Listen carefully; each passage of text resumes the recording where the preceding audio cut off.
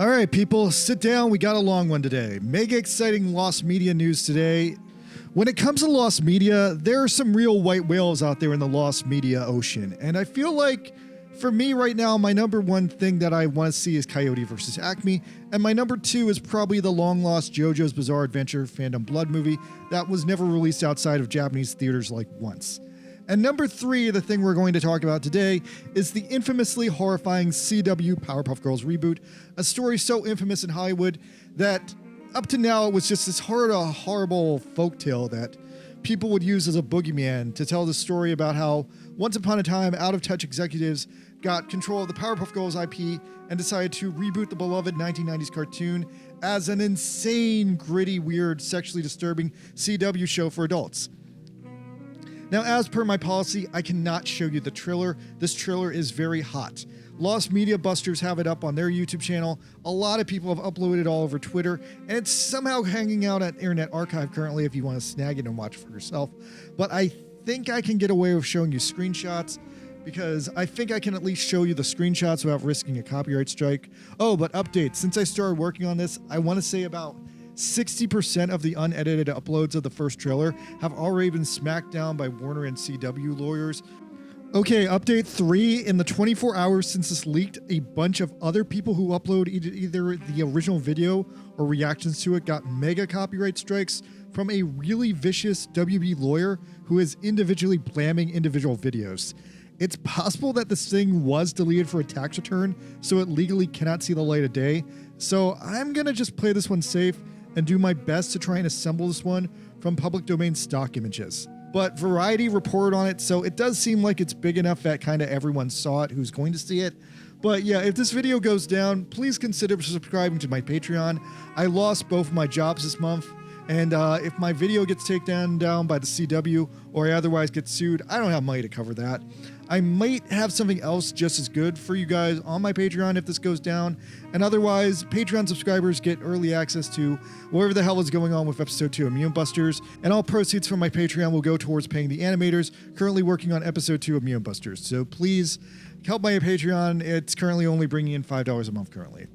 All right, let's get down to business.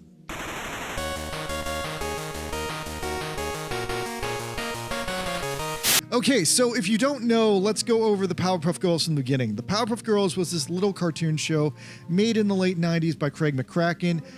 He was the guy who became famous for doing Two Stupid Dogs. It was one of Cartoon Network's first cartoons, and despite it starring 3 kindergarten-age girls, it was a smash hit because it combined irrelevant humor, superheroes, weird villains, and had kind of the same formula that had previously worked on Dexter's Lab, where weird stuff would happen that was vaguely reminiscent of pop culture and current events. So yeah, the Powerpuff Girls were originally the Whoop-Ass Girls. They had 2 pilots on the What a Cartoon Show, and after the 2 pilots, the show was finally greenlit, and Cartoon Network made 136 10-minute episodes of the show over 6 seasons spread out over like 6 years. There was a Powerpuff Girls movie around the 3rd season, kind of an origins film. It came out in 2002. And it was mostly considered a flop. I think this movie is kind of the peak of the original cartoon, but it didn't make enough money, so many people consider it a failure. Now, after the Powerpuff Girls ended, it left behind this lasting legacy because people were just never quite satisfied with the way it ended or where it ended. And over the years since its cancellation, every once in a while, a couple of people will get together at Cartoon Network or WB and they'll dust off the old Powerpuff Girls hype train and try to get a new version going. And it's usually not as successful as the original. There was even this strange period in history where randomly Ace, a minor character from the original show, was featured as a substitute member of the fictional band The Gorillaz. I still don't understand that storyline or why that happened or how that makes sense. But anyway, right after the first show ended, speaking of Lost Media, there was a Powerpuff Girls anime. And this has never really been seen in America, but this was the first Powerpuff Girls spin-off, and it was called Damashita Powerpuff Girls Z, a 52-episode anime remake of the original show with a lot of crazy changes made along the way. In this story, instead of being kindergarten girls, the girls are 14-year-old teenagers randomly struck by a laser made by Professor Utonium's son, Ken, who poured chemical Z into a laser into an iceberg or something. And then they became these teenage Powerpuff Girls Z, and they had giant-ass weapons. Now, they ended up mostly fighting the same villains from the original Powerpuff Girls TV show, but I also love that Mojo Jojo in this version is kind of completely accurate to his original depiction, but uses a variety of stage magic tricks to make himself look much more taller and menacing in this version. Now, this version has never been released in the US, but I actually happened to see a couple of episodes of it when I lived in Japan. I did not see all of it. I don't remember how it ended, but I saw enough episodes to get kind of the flavor down. It was very similar to the original Powerpuff Girls show, except anime. Now, after the show finished running in Japan, Ocean Group produced a full English dub of the show, but for whatever reason, Cartoon Network just sat on it and never released it in the US. The dub ultimately was only aired in the Philippines, Australia, and New Zealand, making it a halfway piece of lost media in terms of it being suppressed in North America. In 2016, Cartoon Network, for whatever reason, decided to will into existence a horrible remake of the Powerpuff Girls. This remake was developed by Nick Jennings and Bob Boyle. Now, this show was complete shit, as far as I know. It was a shitstorm. It's a real example of taking something that was perfectly fine and finding ways to break everything that was working and make it a complete disaster. They replaced the veteran Powerpuff Girls voice actors for absolutely no good reason, just to save money. Despite most of these voice actors still working on other shows at Cartoon Network, vintage villains were removed and replaced with new inferior alternatives. And weirdest of all, adult female characters like Miss Keen and Miss Bellum were either outright deleted or had to have their boobs removed because it was 2016 and apparently kids couldn't see boobs in that year. By all accounts, this version was very poorly received, as the girls were dumbed down to be extremely crass and awful compared to their 90s versions. One of the biggest controversies around the show was that writer Jake Goldman also inserted himself into the show as Blossom's weird imaginary boyfriend, and everyone thought that was pretty horrible that a grown man was shipping himself with a 5-year-old cartoon character. Like, there's no good way to spin that where it doesn't sound like pedophilia, especially that he was like outright sexualizing a fictional child. Despite that, though, the remake still ran for like 100 episodes like the original, but this one just no one liked it. It was completely negatively remembered as a soulless cash grab and a remake that had none of the charm or spirit of the original. Retroactively, many people have asked Craig McCracken why he didn't help this one or work on it, and before today I never knew the answer to that, but I did apparently find an answer today while I was digging around. Apparently Craig McCracken had left Cartoon Network on bad terms at that time and was working at Disney on the show Wander Over Yonder at this time. And when the reboot was developed, unfortunately Disney had Craig McCracken in a non-complete clause that he just could not get out of and could not help CN with. And CN was apparently too greedy to wait for him to get out of his contract. Definitely goes to show you the old "we'll make it with or without you" clause that was talked about in Matrix 4 was actually a real thing. So yeah, the remake has gone down infamously in history as the fake Powerpuff Girls. But if that show was the fake Powerpuff Girls, this next show is even worse, because I don't even think there's a name for this one, but sorry to keep you waiting. Here we go, our feature presentation, reacting to the live-action Powerpuff Girls trailer, because this thing is a total hot mess. And I definitely want to talk about this, and also the internet backlash to this thing is like a whole separate story. But yeah, let's go over this. So today, Thursday, March 6, 2025, after a funky 5 years of being a lost media urban legend, a 3-minute trailer for CW Powerpuff Girls dropped, and man, oh man, this thing is a doozy. It's also one of those trailers that's basically long enough to give you the whole show without showing you the show, so that's helpful. Now, the consensus I get is that this was an internal trailer meant to like pitch the show to people, maybe cause some investors and executives to get excited about the show, maybe get some people to put some more money into it. So yeah, let's dig into this. So in this version, Professor Utonium is first identified as Greg Utonium, played by Donald Faison, Black Scrubs from Scrubs. We get a cheap but accurate recreation of the Powerpuff Girls' origins. I like the set design here.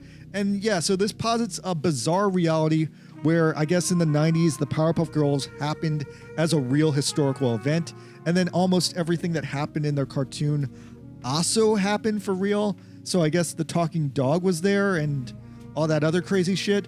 But yeah, so then after the fact, a cartoon retelling happened that told their original exploits and sold merch. And are they implying that Craig McCracken was racist in this trailer? It kind of feels that way. Anyway, we get a quick montage of Utonium reading papers alluding to an actual Fuzzy Lumpkins. That's a nice Easter egg because that was the first villain the girls fought in the original pilot, as well as showing a gigantic defeated version of the devil transgender character him, referred to in the newspapers as the actual Satan in this universe. And then we get the first horrible change to this show is that Mojo Jojo has been turned into two random characters called Mojo and Jojo. One is a grumpy old man and the other is his weird son who is the same age as the girls and seems to like them.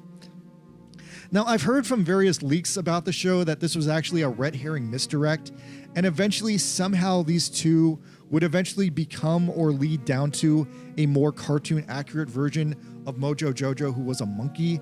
Some of the leaks said that the classic Mojo Jojo would actually be their pet, or potentially that the dead father would come back with his brain in a monkey's body. I've also heard from additional leaks that although I have no evidence of this, the monkey was literally going to be a green monkey, but with like a giant brain coming out of his head. So think like the leader from Captain America 4, but like on a monkey body. And also it probably would have been CGI. So yeah, that probably would have been pretty disgusting to look at. So I'm curious that I didn't get to see it. Anyway, from the trailer, you get that young Jojo likes the Powerpuff Girls, but old Mojo hates them and wants them stopped because they're children with superpowers. Oh my God. Old Mojo kind of gives off these like out of touch, corrupt politician vibes. Anyway, I need to point out that this makes zero sense that if this is a world with real supervillains and the Powerpuff Girls are the world's only superheroes, there would be really no justification for anyone to dislike them that much. But anyway, live action Powerpuff Girls are insane enough. Let's up the ante and make it live action Powerpuff Women. So yeah, jumping ahead in a time skip, one thing that absolutely infuriates me from a graphic design perspective is that the logo from the show is just the old Powerpuff Girls logo, but with the word girls pulled off and the space for the word girls is still there. So it's literally like these are the Powerpuff Nothings. Although since most of the actresses in this pilot are in their mid-30s, I suppose more literally it's the Powerpuff middle-aged women, but that wouldn't fit on the logo, but it's the most accurate description. Anyway, so yeah, leading into the modern ages, it seems like Blossom grew up to be the normal one, Buttercup at first grew up to be a violent lesbian, and then Bubbles grew up to be an alcoholic. Nah, I hate that. That's freaking awful. Like, I don't want that sweet girl to grow up to be a hot alcoholic mess. I could never accept the show just for that alone. Okay, anyway, apparently the Powerpuff Girls are continuing powerpuffing into their adulthood because this is a world where they are the only active superheroes. But eventually they fucked up and got Mojo Man killed. Not sure why he was in the middle of their battle. Maybe he was protesting. But this caused them, I guess, to need to disband into their 20s, I guess. I'm hearing additionally from people who read the script more recently than I did that Blossom's thing was that she had war veteran PTSD from killing Mojo Man, and she had constant like traumatizing war veteran flashbacks. And apparently the reason the girls split up when they were teenagers is because they discovered that Professor Utonium was essentially exploiting them for merchandising rights. So then there's another time skip where Blossom runs away and Jojo becomes the corrupt and vengeful mayor of the city, seeking to avenge his father. And then Buttercup, I guess, became a super firefighter. Good for her, I guess. And Bubbles, I don't fucking know what they're implying she became. It sounds like she became a lady of the night. They say she became a Hollywood Boulevard person, like a photo bomber. Like, are they saying she's a Times Square Elmo? I don't know. They keep implying a lot of dirty stuff here, but nothing is said out loud, so you can just kind of let your mind go wild here. Anyway, then there's another fucking time skip, fourth one in the row, breaking your neck and putting us 7 years in the future now. So I guess the girls reunite randomly for no apparent reason, and apparently, yeah, I don't know why they're reuniting. I'm kind of surprised it's not the Umbrella Academy Death in the Family twist. But so at the same time this is happening, Jojo the mayor puts out a hit against Professor Utonium, and the hit is carried out by a random 7-year-old girl that seems to have superpowers. I'm just taking a wild guess here. Is the 7-year-old girl either Princess Morbucks, or maybe is she like some kind of evil second generation Powerpuff Girl? Is that the storyline they were going with? If that's it, that's not a terrible twist, but it would be kind of funny to see these 3 adult women wailing on a child, because that definitely seems to be the story they're trying to tell in this pilot. Maybe that's bad TV, but I don't know. They're definitely setting up an adult woman versus child battle here. Like they basically like show it like starting to happen at the end of the trailer. So there's a few random quips that come off as very smug and disrespectful to the original cartoon. Like I said, they say the original cartoon was racist because all the characters were white. We then rejoin JoJo and 7-year-old Hit Girl, who are revealed to be planning to brainwash the town and make everyone rage out. Hard cut to a car on fire and people rioting. Then I guess somehow Professor Utonium has been framed for the riots because I guess he's been mind controlled too. So wait, the mayor here says that this is the work of Professor Drake Utonium. Why is it Drake now? Didn't Tom Kenny say a minute ago that it was Greg? What is it, Greg or Drake? Did they just say Greg in a way that it sounded like Drake? Ugh, the show makes no sense. Anyway, so we get a little bit more of the show, and it looks like for whatever reason, the girls have also decided to rebrand the new Powerpuff Adult uniform as like this gay pride Letterman jacket. Nah, I don't like that. That just seems weird to me. I don't know why they would do that. Are they just doing that because the original show had rainbows? Anyway, so then we see somewhat of a confrontation between the girls, evil 7-year-old Hit Girl, who apparently has put much of the town under her spell, and they point out that Diablo Cody wrote this. Wow, what has she been up to lately? Oh, apparently she made Lisa Frankenstein, and that was well received. I should check that out. That sounds good. All right, so the trailer then descends into absolute madness. There's a 3-second cut of this like random penis robot walking down the street. I don't know what's up with that, but it is kind of on brand for the old cartoon. We get more completely random shots. There's a random moment where you see Blossom being asked out by this guy in a green coat. Is the guy in the green coat supposed to be a member of the Gangrene Gang? If not, I don't know what the green coat is supposed to represent. And it ends with Bubbles telling a really dirty joke, which once again, not something I think I'm super cool with, that they took the sweet innocent child and now they're implying that she became like a sex worker or something mega dark and twisted like that. All right, so that's my reaction to the leak. I just have to contemplate like the fact that they did shoot scenes with them as children makes me kind of wonder, like, would this have been better if it was just live action Powerpuff Girls where they were extremely young children? Possibly. That's not really a thing, but I feel like that would be more entertaining than this.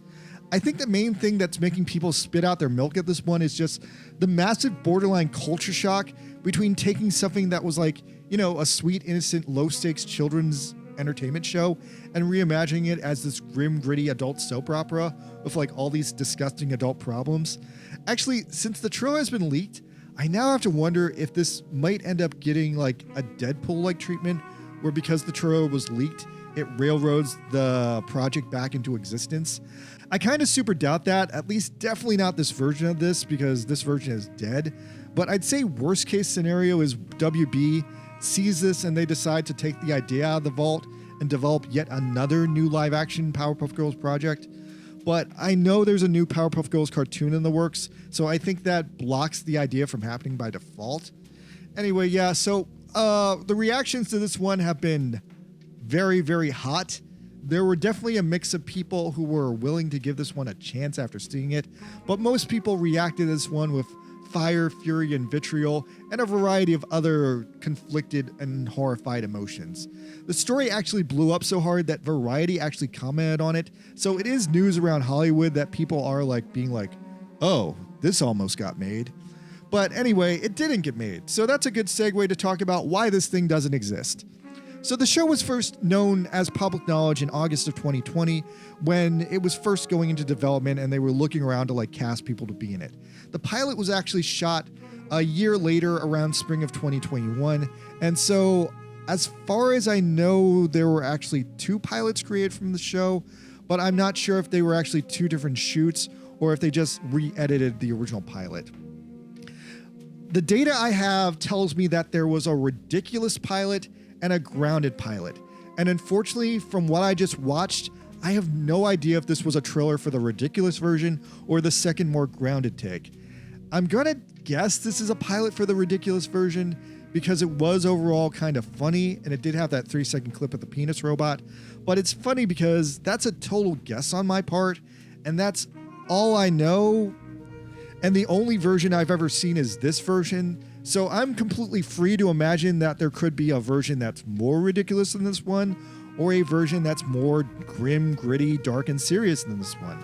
Unless this was the grim, dark, serious version, because Bubbles was a total sad mess. But yeah, anyway, back to the history. Despite all this, in August of 2021, the show basically fell apart very quickly in a million different ways. I guess it was death by a million cuts. So the first thing that killed this show was that the shooting script for the pilot was leaked online, and everyone really hated it. There was a total backlash to the show. And you can kind of see now, as the trailer leaked, that the script and the trailer are not too far apart realistically or stylistically. Diablo Cody was interviewed about why the show wasn't picked up and had a number of things to say. According to her, there were a lot of issues. It was a bummer. I was really bummed out about that. Heather and I, who created it together, were very, very excited about the show, and it just didn't pan out. And sometimes things just don't. I mean, to be honest, a lot of times things don't. The idea was the Powerpuff Girls were adults, and they were really disillusioned because they felt like they had been exploited like child stars when they were young superheroes, and they hadn't really used their powers in years. And then Townsville was under attack again, and they realized they had to get over their differences and reunite. I think in general, making the Powerpuff Girls adults was a challenge because it probably would have been easier to just do a straight live-action adaptation of the existing show. But we wanted to do something kind of weird. Chances are there's so many drafts and so many different versions of the script that by the time they go to production, that it's possible what was leaked, and I mean maybe, I guess could have been the shooting script, but also could have been a remnant for development. I don't know, because I wrote a half-hour version, an hour version, it was at the streamer, then it was at CW, and there were a lot of iterations of live-action Powerpuff Girls. In 2020, CW's Arrowverse was going really strong, and the CW was making superhero shows like they were hotcakes, but unfortunately, after that, the pandemic happened, and almost all of that infrastructure collapsed during that time. Since 2020, almost every single superhero show that the Berlanti CW verse has made has concluded, and Berlanti himself has left for greener pastures at Netflix. The CW itself has also really cut back and lost a lot of their funding. In 2022, the company was sold from WB to Nexstar Entertainment, which caused massive cutbacks everywhere in original programming. The sale also caused the death of a potential reboot of Babylon 5. And lastly, as I'm putting it together, the main thing that really killed this pilot was Chloe Bennett. When the pilot didn't immediately work, she walked. Now, as I know, there were two versions of this pilot made, and I'm not sure if those two different versions had different edits or they had completely different footage as well. But after the script leaked online, supposedly they really wanted to try to make a third pilot. But unfortunately, Chloe Bennett had lost faith in the project by that time, or otherwise had gotten a better offer, so she gave up on this, and she went off and did something else. Looking at her IMDb, apparently what she did instead was the original movie I Was Married by Mistake. Okay, good for you, Chloe. Now, Chloe leaving the project was seemingly the final death blow to the project, because I have data here that indicates they were really trying to film this a third time and make a third pilot, seemingly, I guess, on the basis that they needed to replace Chloe and recycle the bare minimum of what worked from the first two versions.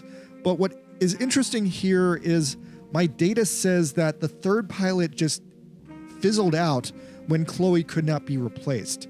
Like, they had definite plans to make it, definite plans of shooting it, but when Chloe said no, they couldn't replace her. They couldn't cast a new Blossom, and so they just ended up not making it.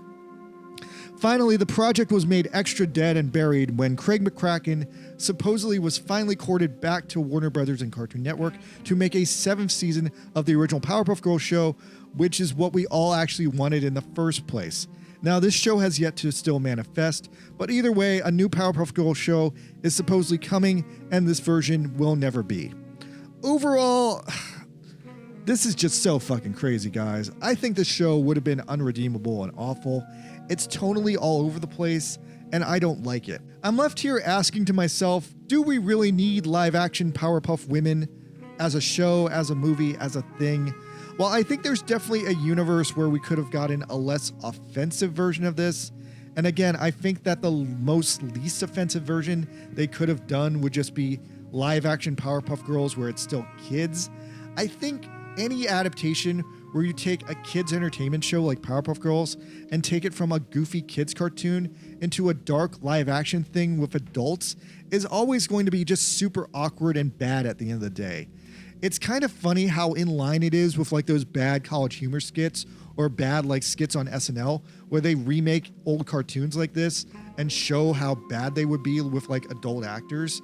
I just don't think there's any way to make something like this work when you're taking something that's supposed to be about kids and putting adults into it. If you want to hear me complain about this problem even more, watch my review of Harold and the Purple Crown. It's just another one of those reboots where you change so much that made the original work that it doesn't work anymore. And like, why didn't you just make an original show about 3 washed up super ladies? Like, you could have done that. You could have just called it the 3 Bs or something. Just make it have no connection to the original Powerpuff Girls. I think that actually probably would have worked better because I can see already from this trailer that they were bending over backwards to try to connect to the beloved cartoon, and they were failing at that. So one nice outcome of this trailer leaking has been a rather earnest discussion that since there is another new Powerpuff Girls show in the works, a lot of fans of the old 90s cartoon are oddly optimistic that even though this CW show about the Powerpuff adult women was a horrible execution of the idea, maybe it could work in animation. Maybe you could make an animated show about adult Powerpuff Girls. You know, just don't make them unlikable disasters and give them kind of happy lives, and maybe it could work out. Who knows? You could try it. So anyway, I guess that's that, but wow, what a disaster. All right, leave some comments here. I expect to hear some good ones from you guys. All right, if this video gets taken down, yikes. All right, good night.